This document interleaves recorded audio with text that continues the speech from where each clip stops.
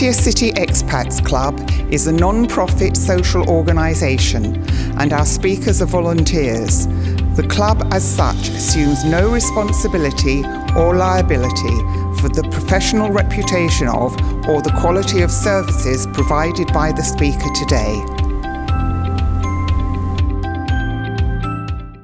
A replacement as Chief Booking Officer for the club for booking speakers. She's going to interview one of our newest members, Liz. Come on up, Liz. 2 mics or one? Let's do 2.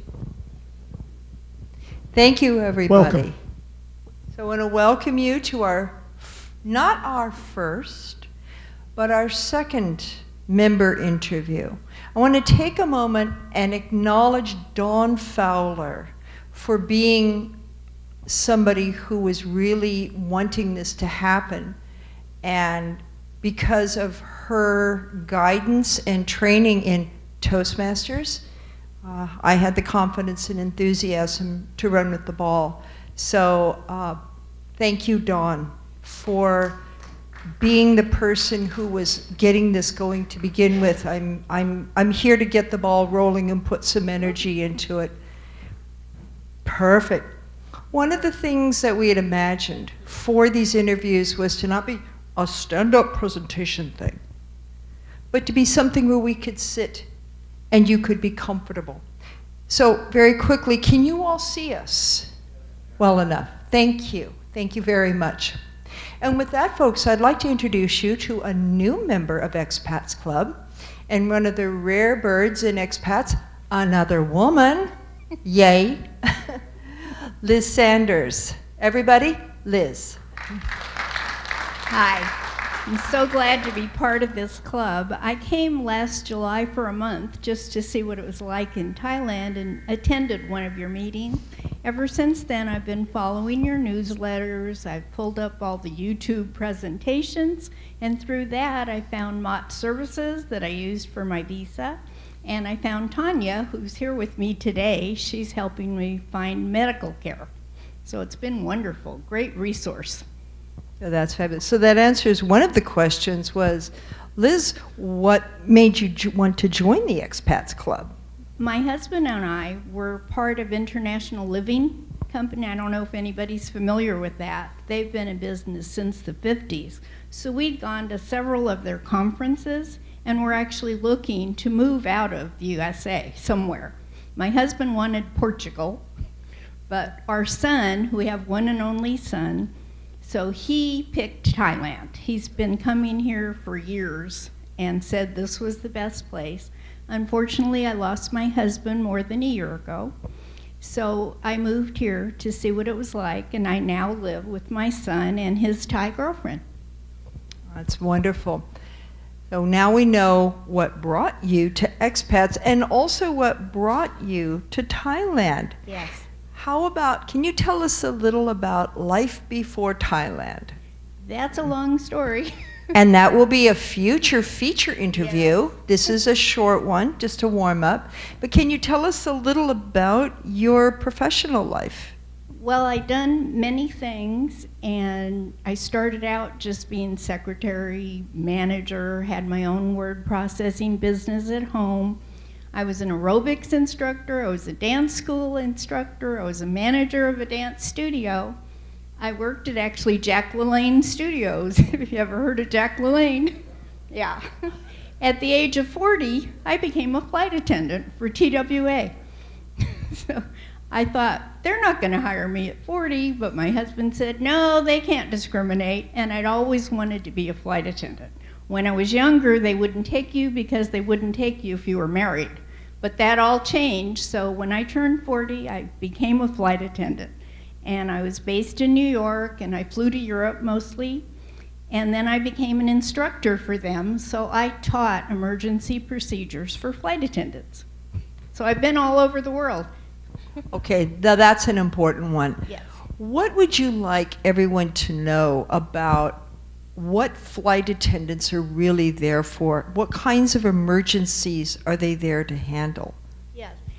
Being a flight attendant is not just serving beverages and food. really entails a lot. We would say we were nurses, we're firemen, we're doctors, we're your best friend, we're your sister, we're your mother. It entails a lot. Emergency procedures, flight attendants have to know how to put out fires, how to deploy the slides, how to use all the emergency equipment. During training, you actually do this every year.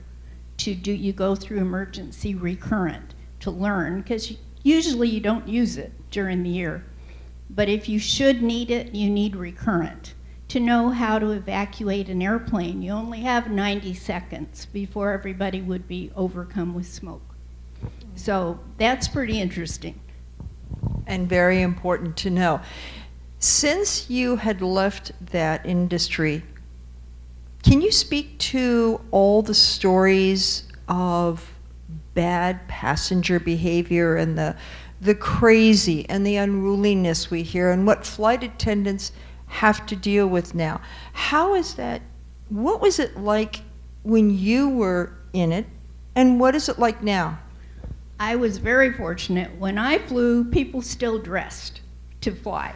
It was a luxury. You dressed nicely, you acted nicely, you respected whatever the flight attendants told you to do, you did. We served meals to entire 747 aircraft, which is like 450 people. You don't get that anymore.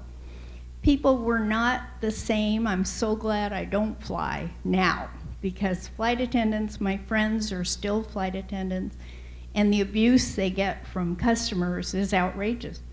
If that would have happened when I was flying, we would just land and they'd be arrested. Now, you've had some other interesting aspects to your storied career. Can you tell us a little about some of the other things you did? Like, what happened after life on TWA? Well, TWA went out of business, was bought by American Airlines. So I have a lifetime pass on American. But that's standby basis, so I can't ever fly because there's never any space. But after I retired from TWA, I went into charter airlines, which were wonderful. If I'd known about that before, because with a charter, they take the entire airplane, and if they're going to Punta Cana for the weekend, so are you. So you're in an all-inclusive resort, just like the passengers. It was wonderful. I did that for 2 charter airlines, very interesting to do. And then I went into, we were living in Las Vegas, and I went into the convention industry. So I was working in conventions and trade shows, which is a lot like being a flight attendant. You see people from all over the world, and you meet everybody, every kind of client there is. So that was very, very interesting work. So can you talk a little about give us an example of some of the more memorable trade shows that you were involved in? Because, it's Vegas. Well, a lot of them, there's so many. A lot of them are technical, a lot. There's a lot of the tech industry that have conventions. And then we have one that was pretty interesting, Western Vet, which brings every kind of veterinarian, everything having to do with animals, so they also bring all the animals. So that was probably the most interesting one. Oh, what was the most exotic animal there? Oh, gosh. I don't remember. Okay, because it's Vegas, Yeah. I know I have a burning question. Did you get to see any great shows? Oh, Like, yeah. did you Yes. see Wayne Newton? I saw Wayne Newton. Yes, I did. I saw Smokey Robinson not too long ago. I saw Frankie Avalon, Paul Anka. All the oldies come to Vegas, and they're still up and running. Right now, Barry Manilow has a residence. He's been there forever. So. Oh, cool. So, Liz, thank you so much for this. How did it feel for you to come up and be our first sit-down, Your guinea pig. yeah, the pilot episode? Although we did have our opportunity with Dawn and I believe Liz, maybe way back. Dawn did one a while back. But how did it feel to do it like this time? It's very comfortable, especially just talking to people, and I think it's a great way to get to know every member. I would certainly like to know everybody and where you come from and why you're here. So I think it's a great program. Thank you so much. And folks, this is what it will be like. Short interviews and then longer, more in-depth interviews where we really take time and really get to know you and your story. None of these things will be just shot out of the blue. It will always be something that we discuss and plan ahead of time. What works for you, what doesn't work for you. Would you like this on YouTube? Maybe you don't want it on YouTube. We work with you because the purpose is for all of us to get to know each other better and to bring out all the great, amazing stories and wisdom and knowledge contained within this room. You are all brilliant, and you all have something to say. We hope you share it with us as we go. Thank you very much. Thank you, Liz. Thank you.